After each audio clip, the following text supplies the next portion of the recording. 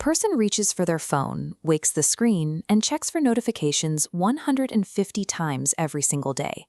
We keep them close. 72% of people spend their entire day within 5 feet of their device. And within that tight proximity, 3/4 of users pick up their device to engage at least once every single hour. This creates a biological umbilical cord. We need to look at what happens to the human body when that connection is suddenly severed for a full 24 hours. This brings us to hour 0. The device is locked away, and the physical separation begins. Our relationship with our phones is a strict behavioral loop, and breaking that pattern initiates an immediate physiological crash. Within the first 10 minutes, 51% of people report feeling extreme tech anxiety. Looking at the medical readouts, the separation manifests as an acute stress response. The body initiates a fight or flight reaction, causing a sudden increase in both heart rate and blood pressure. Mentally, the sudden quiet triggers feelings of isolation. Without the device, research shows a measurable drop in cognitive performance during exams and meetings. Between the 30 and 60-minute mark, the brain starts hallucinating.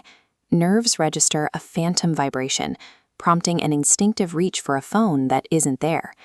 By the 60-minute mark, the physical and psychological withdrawal symptoms are significant enough that the term addiction is frequently used to define this level of dependence.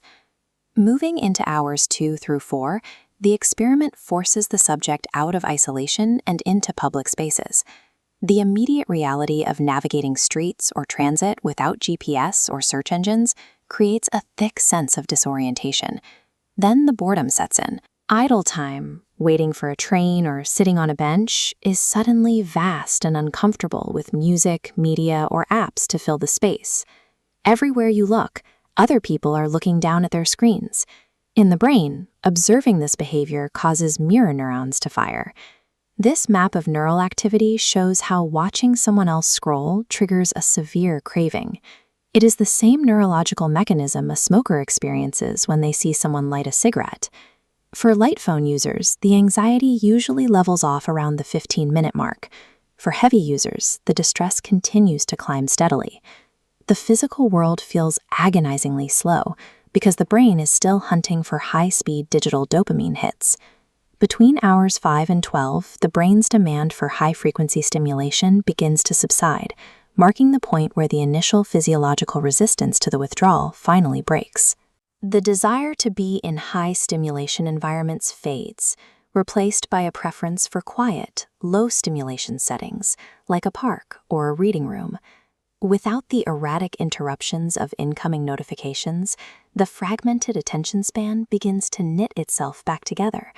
Pushing through this period of discomfort allows the attention span to stabilize into a state of sustained, quiet focus. As evening sets in, spanning hours 12 through 18, the lingering traces of tech anxiety give way to a sense of calmness.